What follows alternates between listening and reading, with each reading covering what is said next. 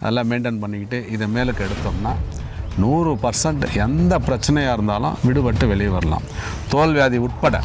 ஓகேங்கய்யா. அப்போது ஸ்கின் சார்ந்த பிரச்சனை வராமல் இருக்கணும், தோல் மினுமினுப்பாக இருக்கணும், ஆரோக்கியமாக இருக்கணும், நேச்சுரலாக அழகாக இருக்கணும்னாக்க இந்த குளியல் பொடி தேவை. தாராளமாக. என்ன சொல்லியிருக்காங்க ஐயா, ஏன்னா 4448 வியாதிங்க இந்த ஒரு பொருள் போதுன்றாரு. தலைக்கு தேய்ச்சி குளிச்சே சரி பண்ணலாம், அவ்வளோ வேலை செய்யும். இன்னொன்று விஞ்ஞானம் சொல்கிறது அதையே சொல்லிடுறீங்க பதிவாடுறேன். நீங்கள் ஷாம்பு போட்டு குளிக்கிறீங்கன்னா 8 செகண்டில் பிளட்டில் கலக்குது அந்த கெமிக்கல். அது மாதிரி ஒவ்வொரு செல்லுக்கும் அதுக்கு உண்டான அறிவு இருக்குது, நாலேஜ் இருக்குது. அந்த நாலேஜ், அந்த அறிவு டிஸ்டர்ப் ஆகுது, கெட்டு போயிடுச்சுன்னா, மழுங்கி போயிடுச்சுன்னா தான் அந்த செல்கள், நான் சொல்கிறது மேலே மட்டும் இல்லை, உள்ளே இருக்கிற ராஜ உறுப்புகளில் இருக்கிற செல்கள் உட்பட எல்லாம் அதோட அறிவுத்தன்மை கெட்டு போகிறது தான் வியாதியாக மாறுது. எல்லாம் நம்ம முன்னோர்கள் பயன்படுத்தினது தான், அன்றாட வாழ்க்கையில் பயன்படுத்தின அந்த பொருள் தான். இதில் சந்தனம்லாம் சேர்த்துருக்கோம். சந்தனம், நெல்லிமுள்ளி, பைத்தம்பருப்பு இதெல்லாம் சேர்த்துருக்கோம்.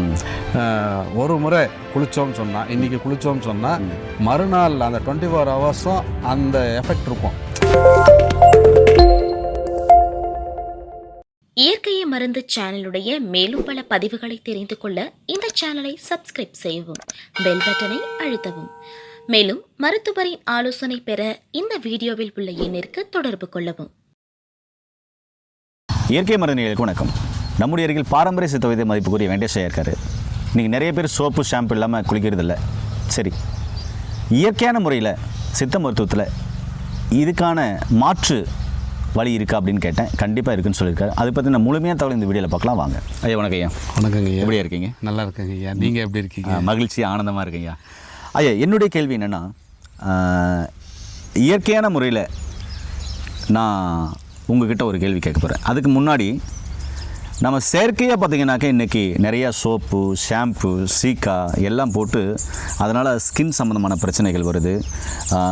ஸ்கின்னுக்கு அதாவது இந்த ஒவ்வொரு ஸ்கின்னும் பார்த்திங்கனாக்கா துளைகள் இருக்கிறது தான். தோல் துளைகளான ஆனது. வேர்க்கும்போது அந்த துளைகள் வழியாக வேர்வை தண்ணி வரும், உப்பு கலந்து வரும். சரி, ஓகே. இந்த தோலும் சுவாசிக்குது, ஒட்டுமொத்த உடலும் சுவாசிக்குது. பெரிய உறுப்பே தோல்னு சொல்லலாம். இந்த தோலை டேமேஜ் பண்ணக்கூடிய சோப் ஷாம்புகள் நிறைய இருக்குது. அதை நான் இதுன்னு பேரெல்லாம் சொல்ல, செயற்கையாக வர்றது எல்லாமே ஒரு மனிதனை கண்டிப்பாக டேமேஜ் பண்ணும். இப்போ என்னுடைய கேள்வி என்னென்னா, இயற்கையான முறையில் இந்த சோப்பு ஷாம்புக்கு பதில், சீக்காய்க்கு பதில் இயற்கையான முறையில் சித்த மருத்துவத்தில் ஏதாவது வழி இருக்கா? அப்படி இருந்தால் மக்களுக்கு சொல்லுங்கள். வணக்கம். அதாவது சித்த மருத்துவத்தில் மட்டும் கிடையாது, நம்மளுடைய அன்றாட வாழ்வில் முன்னாடி இருந்த ஒன்று இப்போ இல்லை. அதனால் இருந்த ஒன்று இப்போ இல்லை. அதனால தான் எல்லா வியாதியும் வந்துருச்சு. உதாரணத்துக்கு சொல்லணும்னா, இந்த நம்மளுடைய உடம்புல இருக்கிற செல்களுக்குன்னு இண்டிவிஜுவலாக தனித்தனியாக அறிவு இருக்குது. அந்த அறிவு கெட்டு போச்சுன்னா தான் வியாதிகள் வருது. இதுதான் ரகசியம். ஒவ்வொரு செல்லுக்கும் அறிவு இருக்குது. எப்படி உடம்புக்கு மூளை அறிவாக வேலை செய்யுதோ அது மாதிரி ஒவ்வொரு செல்லுக்கும் அதுக்கு உண்டான அறிவு இருக்குது, நாலேஜ் இருக்குது. அந்த நாலேஜ், அந்த அறிவு டிஸ்டர்ப் ஆகுது, கெட்டு போயிடுச்சுன்னா, மழுங்கி போயிடுச்சுன்னா தான் அந்த செல்கள், நான் சொல்கிறது மேலே மட்டும் இல்லை, உள்ளே இருக்கிற ராஜ உறுப்புகளில் இருக்கிற செல்கள் உட்பட எல்லாத்துக்கும் அதோட அறிவுத்தன்மை கெட்டு போகிறது தான் வியாதியாக மாறுது.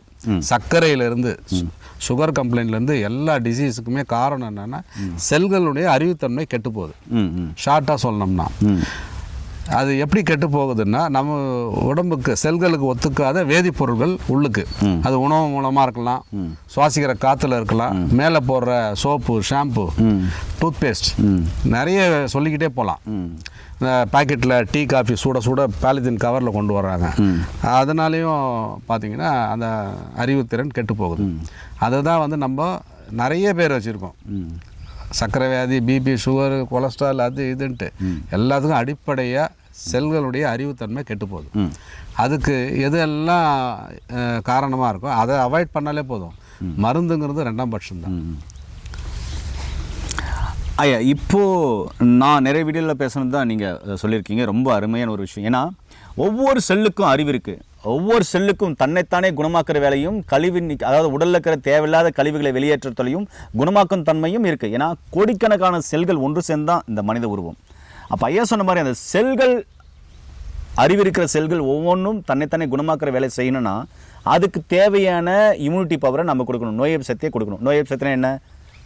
மினரல், விட்டமின், சரிங்களா, எல்லாமே அடங்கும். அதில் இருக்கிற ஒவ்வொரு விட்டமினும் ஒவ்வொரு மினரலும் ஒவ்வொரு சக்திகளும் அதாவது தேவைப்படுற ஒவ்வொரு சக்தியும் அடங்கும். அது சரிவிகித உணவில் இருக்குது, வாழ்வியல் முறையில் இருக்குது, உணவியல் முறையில் இருக்குது.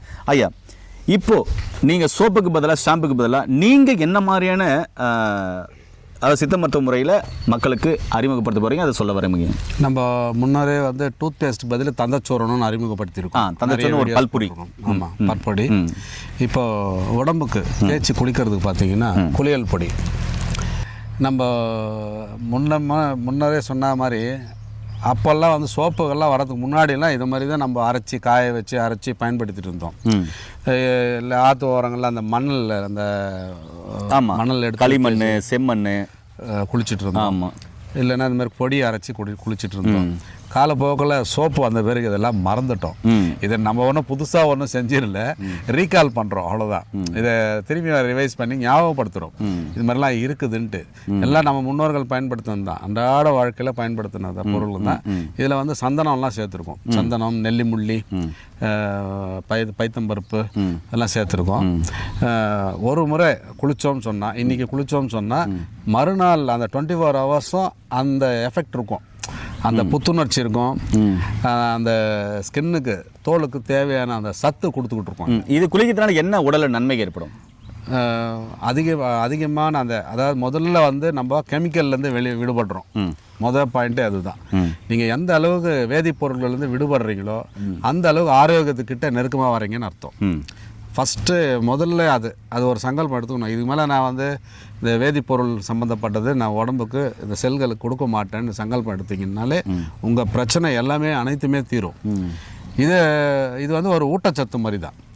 நம்ம எப்படி உள்ளுக்கு நம்ம எனர்ஜிக்கு சாப்பிட்றோமோ, ஓடி ஆடி வேலை செய்ய நல்ல எனர்ஜி சத்துள்ள பொருளாக சமைச்சு சாப்பிட்றோமோ, அது மாதிரி இது வந்து ஸ்கின்னுக்கு தோலுக்கு மட்டும் இல்லை, இது ரத்தத்தில் ஊறி உள்ளே இருக்கிற உறுப்புகள், ராஜ உறுப்புகள் அனைத்துக்குமே வேலை செய்யும்.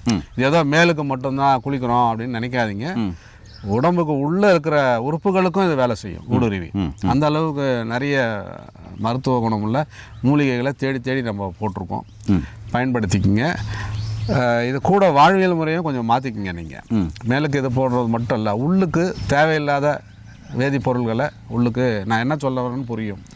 குடிக்கிற குளிர்பானங்கள்லேருந்து உடம்புக்கு ஒத்துக்காத பழக்க வழக்கங்கள் அது எல்லாத்தையும் விட்டுட்டு நல்ல இயற்கையான முறையில் நம்ம உணவு முறையில் நம்ம சரிவிகித உணவு ஐயா சொல்கிற மாதிரி அதெல்லாம் மெயின்டைன் பண்ணிக்கிட்டு இதை மேலுக்கு எடுத்தோம்னா 100% எந்த பிரச்சனையாக இருந்தாலும் விடுபட்டு வெளியே வரலாம், தோல் வியாதி உட்பட. ஓகேங்கய்யா, அப்போது ஸ்கின் சார்ந்த பிரச்சனை வராமல் இருக்கணும், தோல் மினுமினுப்பாக இருக்கணும், ஆரோக்கியமாக இருக்கணும், நேச்சுரலாக அழகாக இருக்கணும்னாக்க இந்த குளியல் பொடி தேவை தாராளமாக. ஓகே, அடுத்தது இது என்னங்கய்யா? இது வந்து நம்ம போகர் 700ல் ஐயா சொல்லியிருக்காங்க ஒரு மெத்தட். இது பஞ்சகற்பம். ஐயா நல்ல வாசனையாக இருக்குது. பஞ்சகற்பம்னு சொல்லுவாங்க. சரிங்கய்யா. பஞ்சகற்பம்னாலே ஆயுளை நீட்டிக்கும் ஒரு முறைன்னு பேர். கற்பம்னு சொன்னாலே தேகத்தை, உயிரை, ஆயுளை நீட்டிக்கக்கூடிய ஒரு விஷயம். அது 5 வகையான மூலிகைகளை போட்டு பண்ணியிருக்கோம். இதை வந்து பசும்பாலில் ஊற வச்சு ஒரு 10 நிமிஷம் கால் அவர் தேவையான அளவு. இது வந்து பார்த்திங்கன்னா ஒரு பட்சத்துக்கு ஒரு முறைன்னு சொல்லியிருக்காங்க. ஒரு பட்சம்ங்கிறது 15 நாள், வளர்பிறை ஒரு பட்சம், தேய்பிறை ஒரு பட்சம். நான் என்ன சொன்னேன், இப்போ இருக்கிற இந்த காலகட்டத்தில் வாரத்துக்கு ஒரு முறை எடுங்க அட்லீஸ்ட். இது எப்படி எடுக்கிறது? 15 நாளைக்கு ஒரு முறை ஐயா சொல்லியிருக்காரு. நம்ம எடுக்கிறது வாரத்துக்கு ஒரு முறை. எப்படி எடுக்கணும்? இது தலைக்கு மட்டும்தான். இது தலைக்கு பூசி குளிக்கணும். ஆமாம், தலைக்கு மட்டும்தான். பசும்பாலில் ஊற வச்சிடணும். எவ்வளோ உங்களுக்கு தேவையோ எடுத்து பசும்பாலில் ஊற வச்சுட்டு அதுக்கப்புறம் வெதுப்பாக சூடு பண்ணணும். சூடு பண்ணிவிட்டு அந்த சூடு அடங்கக்கூடாது. அந்த வெதுப்புலேயே என்ன பண்ணணும், நல்லா ஸ்கால்பில் அதை மண்டையில் படுற மாதிரி அந்த தசையில் படணும். படுற மாதிரி தேய்ச்சிட்டு ஒரு அரை மணி நேரம் குறைஞ்சபட்சம், அதிகபட்சம் 1 மணி நேரம் அப்படியே விட்டுருங்க. இதில் என்ன சொல்லியிருக்காங்க ஐயானா 4448 வியாதிங்க இந்த ஒரு பொருள் போதுன்றாரு. தலைக்கு தேய்ச்சி குளிச்சா சரி பண்ணலாம், அவ்வளோ வேலை செய்யும். அந்த அளவுக்கு மருத்துவ குணம் இருக்குன்னு சொல்ல வரீங்க? ஆமாம். இன்னும் இந்த வாசி யோகம் பண்ணுறவங்க, தவம் பண்ணுறவங்க, அவங்களுக்கெல்லாம் ஒரு டிப்ஸ் இதில் அடிஷ்னலாக. இதை இன்னும் நல்லா மெருகூட்டணும், கற்பமாகவே மாற்றணும் அப்படின்னா வெள்ளை கரிசலாங்கண்ணி சாறு எடுத்து இதை 5 ஜாமம் அரைக்க சொல்லியிருக்காங்க. 5 ஜாமான்னா தோராயமாக சொல்லணும்னா ஒரு 10 மணி நேரம். 10 மணி நேரம் பாவனை அரைக்கணும். வெள்ளை கரிசலாங்கண்ணி சாறில் அப்படி நீங்கள் இதை அரைச்சி காய வச்சு எடுத்து திரும்ப யூஸ் பண்ணுறீங்க அப்படின்னா தலையே கருக்கும்னு போட்டிருக்காரு. அதாவது வெள்ளை முடியெல்லாம் கருமையாகும், தலையே கருத்துரும். தனியாக இந்த கூந்தலுக்கு முடிக்கு தனியாக ஷாம்பு போடுறது, எண்ணெய் தடவுறது, டை அடிக்கிறது அந்த வேலையே கிடையாது. இது ஆனால் 10 மணி நேரம் அரைக்கணும். வெள்ளை கரிசலாங்கண்ணி சாறு விட்டு அரைச்சி காய வச்சு எடுத்து வச்சுக்கிட்டு யூஸ் பண்ணோம்னா முடி நல்லா கருக்கும். மற்றபடி எந்த நோயாக இருந்தாலும் உள்ளுக்கு மருந்து எடுத்து அது கூட இதை பயன்படுத்தும் போது நல்ல வீரியமாக வேலை செய்யக்கூடியது, சரி பண்ணக்கூடியது. ஓகே, இது ஒரு துணை மருந்தா, அதான் மருந்தா இல்லாமல் ஒரு குளியல் பொடியா, ஒரு ஷாம்புவா சோப்போவா பதிலாக இதை நீங்கள் பயன்படுத்த. இன்னொன்று விஞ்ஞானம் சொல்கிறது அதையும் சொல்லிடுறீங்க பதிவான்றேன். நீங்கள் ஷாம்பு போட்டு குளிக்கிறீங்கன்னா 8 வினாடி 8 செகண்டில் பிளட்டில் கலக்குது அந்த கெமிக்கல். நம்ம உள்ளுக்கு சாப்பிட்றதாவது 2.5 மணி நேரம் 4 மணி நேரம் ஆகுது. ஆனால் தலைக்கு போடுற ஷாம்பு 8 செகண்டில் 8 வினாடியில் ரத்தத்தில் கலக்குது. அப்போ எந்த அளவுக்கு நம்ம ஒரு டேஞ்சரான லைஃப் ஸ்டைலில் வாழ்ந்துட்டு இருக்கோன்னு பாருங்கள். நமக்கு தெரியாமையே அதை போட்டு குளிச்சு உடம்பை கெடுத்துக்கிட்டு இருக்கோம். எல்லா வியாதியுமே வரும். சர்க்கரைக்கு அடிப்படையே இந்த டூத் பேஸ்ட்டு, ஷாம்பு, சோப்பு தான். இதை நம்ப முடியுதா? யாராவது சொல்லியிருக்காங்களா? இல்லை. இது அடிப்படையே இதுதான். இதை விட்டு ஒழிச்சாலே நல்லா வாழலாம் ஆரோக்கியமாக. ஐயா, ரொம்ப அற்புதமான ஒரு தகவல் கொடுத்துருக்கீங்க. என்ன நேயர்களே, நிறைய பேர் சோப்பு ஷாம்பு போட்டு இதனால் என்னடா இது தினமும் எப்பவுமே ஷாம்பு சோப்பு சீக்காவே போட்டிருக்கோம், கொஞ்சம் மாற்று வழிக்கு போகலாமே அப்படின்னு யோசிக்கிறவங்களுக்கு இந்த வீடியோ பயனுள்ளதாக இருக்கும். அதே மாதிரி தினமும் ஷாம்பு சோப்பு இல்லாமல் என்னால் குளிக்க முடியாதுன்றவங்களுக்கு இந்த முறை கண்டிப்பாக ஒரு மாறுதலாக இருக்கும். ஐயா சொன்ன மாதிரி எத்தனை செகண்டில் பிளட் கலக்குது அப்படின்னு சொன்னார் இல்லைங்களா? இதெல்லாம் கொஞ்சம் நம்ம கூர்ந்து கவனிக்க வேண்டிய சூழ்நிலையில் நம்ம தள்ளப்பட்டிருக்கோம்.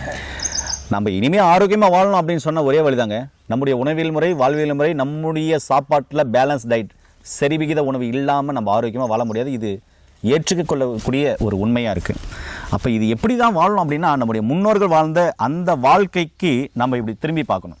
அவங்களுடைய வாழ்வையும் நம்ம வாழணும். வாழ்ந்தாக்க ஆரோக்கியமாக இருக்கலாம். ரொம்ப சிம்பிள். சரி நேயர்களே, தேவைப்படுறவங்க கீழே போகிற நம்பருக்கு கால் பண்ணி படித்து பட்டதாரி மருத்துவம் மூலம் இது மாதிரியான இயற்கையான மருத்துவ முறைகளையும் ஆலோசனைகளை பெற்று நோயிடம் ஆரோக்கியமாக வாழுங்க. மீண்டும் இன்னொரு அருமையான பதிவு சந்திக்கலாம். நன்றி, வணக்கம். வணக்கம் ஐயா.